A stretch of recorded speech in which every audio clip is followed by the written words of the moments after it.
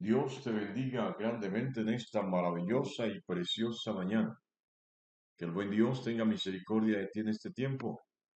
Incline su rostro en favor tuyo. Te ayude, sea tu sanador y ante todo sea tu limpiador. Que restaure tu vida, restaure tu familia, restaure tu casa y que te abra todas las puertas que se habían cerrado. Estamos en el Evangelio según San Lucas, en el capítulo 4. Vamos a leer a partir del versículo 40. La palabra de Dios dice así.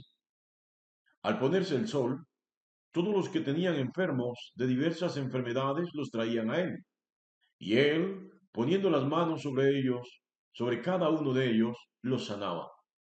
También salían demonios de muchos dando voces y diciendo, tú eres el Hijo de Dios. Pero él les reprendía y no les dejaba hablar, porque sabían que él era el Cristo. Que Dios bendiga su santa y preciosa palabra en esta mañana. Bueno, mis amados, el texto nos dice que al ponerse el sol, la gente se apresuró a traer sus enfermos. Recuerde que el Lucas nos está narrando o nos pone a Jesús en una escena de día de reposo. Y entonces era próximo el día de reposo y la gente antes de que empezara el día de reposo acudió a Jesús para buscar sanidad, llevando sus enfermos. Y lo primero que hay que resaltar aquí es que a pesar de que se suele decir que los cristianos evangélicos no vivimos bajo la ley, estamos llamados por la palabra a guardar el día de reposo, a ser reverentes en el día de reposo, a honrar a Dios en el día de reposo, a respetar sus leyes, sus normas, sus preceptos, sus mandamientos. Sí, mis amados. Así que muchos quieren recibir grandes beneficios de Dios. Muchos quieren ver grandes obras de Dios en su vida, ver milagros, ver sanidades, ver cómo se derrumban o se derriban murallas, cómo caen montañas hasta sus pies, pero no quieren guardar, no quieren cumplir los preceptos, los mandamientos de Dios. No quieren ser reverentes para con Dios. Esto es trascendental, es de vital importancia, porque queremos los beneficios del reino. Queremos que se nos llame hijos del reino, ciudadanos de los cielos. Pero no queremos asumir el rol, el papel, la tarea, la responsabilidad que ello implica. Y yo no sé si está entendiendo en esta mañana. Tal vez usted pensó que le iba a hablar simplemente de las sanidades y de los demonios. También le voy a hablar de eso. Pero es importante que usted sepa que Jesús era siendo Dios, habiendo inspirado la misma ley de Dios. Es cumplidor de la ley, guarda la ley. Y la gente que rodea a Jesús también al máximo procura guardar la ley. Hace su mayor esfuerzo por honrar a Dios, por serle fiel a Dios en lo poco. ¿Sabe? Y cuando se guardan los mandamientos de Dios, cuando se honra y se respeta a Dios, cuando se es reverente a Dios, cuando se es fiel en lo poco, eso trae bendiciones, eso trae milagros, eso provoca sanidades, eso provoca la manifestación, la expresión, la comunicación del don de Dios a cada uno de ellos, de aquellos que van en pos de Jesús. Sí, mis amados, qué importante esto, porque yo tengo que insistir en ello. A veces nos limitamos a tener una religiosidad que no está en conexión realmente con la palabra de Dios, con lo que Dios manda. Una religiosidad que pretende honrar a Dios, pero que no le obedece. Una religiosidad y ritualidad que no trascienden hacia la obediencia al Dios de los cielos y hacia la verdadera adoración. ¿Sabe? Voy a contarle algo. Por religiosidad, el Espíritu Santo no se manifiesta. Si alguien quiere poner una barrera para que el Espíritu venga sobre su vida, empiece a ser religioso. Tenga una vida de religiosidad. Y tengo que volver a explicar esto. Lo religioso vive de pura apariencia, vive de expresiones exteriores, no interioriza la fe, no vive el dogma como tal, la doctrina, no está en comunión con el Espíritu de Dios. En cambio, la espiritualidad es diferente a la religiosidad. La religiosidad se expresa exteriormente. Es un manto, una fachada exterior. La espiritualidad revela exteriormente lo que hay al interior. Y es entonces cuando miramos a la gente demandando de Dios, exigiéndole a Dios, pidiéndole a Dios por tantas cosas, pretendiendo las añadiduras del reino, pretendiendo las grandes bendiciones del reino, pero no obedeciendo ni caminando en pos del reino. Sí, mis amados. La gente que fue donde Jesús sabía que iba a empezar el día de reposo y por tradición no se viajaba, no se caminaba al día de reposo, en el día de reposo.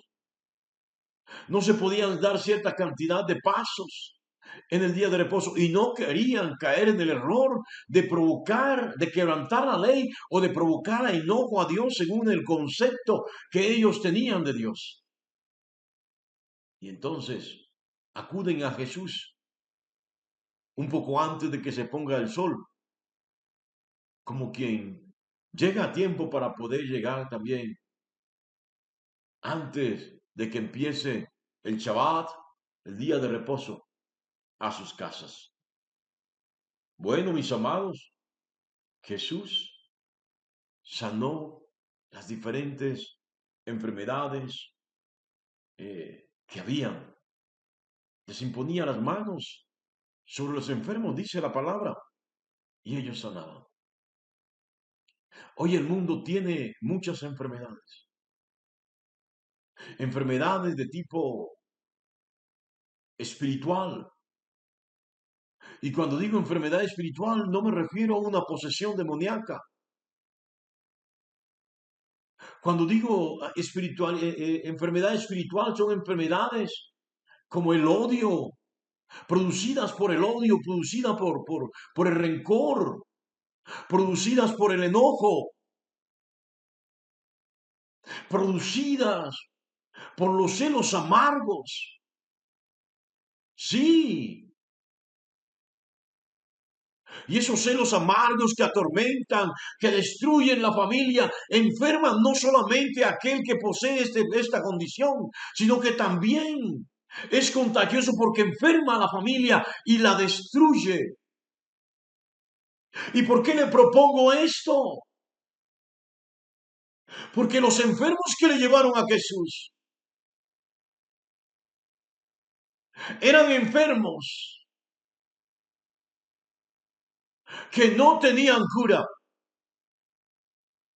Enfermos para los cuales la medicina de aquel tiempo no tenía una respuesta. Y hoy las enfermedades de tipo espiritual, las enfermedades del alma, no tienen respuesta clínica para sanarlas y para curarlas. Sí, paliativamente se tratan y se controlan, entre comillas, pero como una pasta, como un suero, como una ampolla, como un remedio natural, clínico, científico, puede arrancar el odio, el rencor, la ira, los celos amargos del corazón.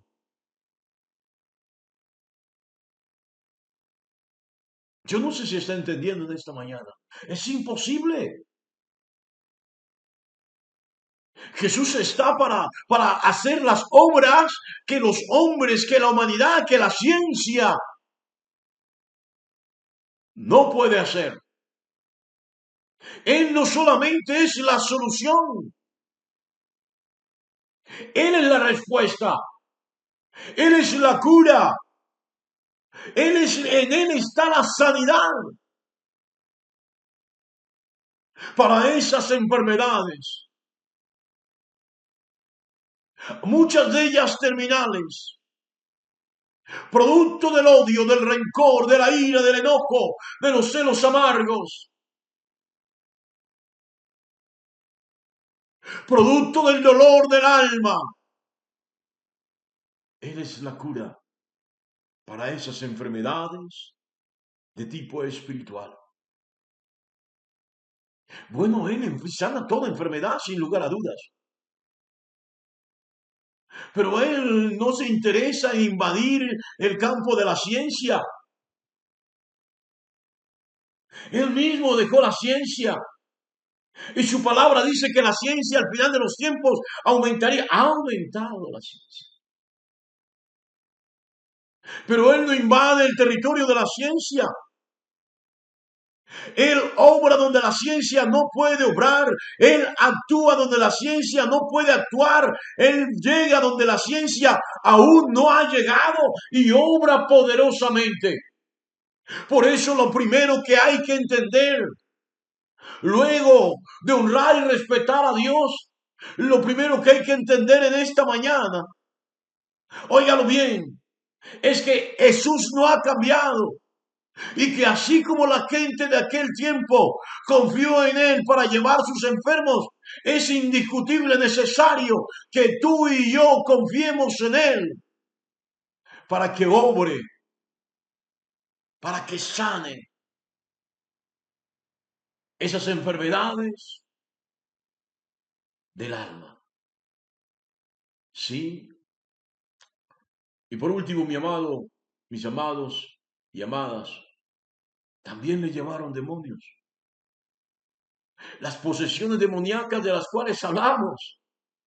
Qué maravilloso es el autor de este Evangelio, Lucas, que nos pone ahí milimétricamente sus propios conceptos médicos, sus propios conceptos clínicos. Y al mismo tiempo, también propone lo espiritual, colocando un A y un B. Una posesión demoníaca no es una enfermedad clínica, como ya lo advertí, manejable. No, Jesús sanó también esos que clínicamente en los psiquiátricos no tienen cura porque esto es posesión de demonios, ángeles caídos que toman el control de las personas y actúan, los llevan a actuar y vivir de manera miserable. Ellos advertían, gritaban, vociferaban que Jesús es el Hijo de Dios y Jesús los mandaba, los regañaba, los mandaba a salir. ¿Y sabe por qué? Se lo voy a decir de manera resumida porque el tiempo se me acabó. No son ellos los que están llamados a testificar de Jesús. Eres tú que estás en el camino. Eres tú que eres parte del reino, que estás llamado a testificar de quién es Jesús y a testificar de las obras de Jesús de una manera válida, transparente, fehaciente. Dios te bendiga grandemente en esta maravillosa y preciosa mañana.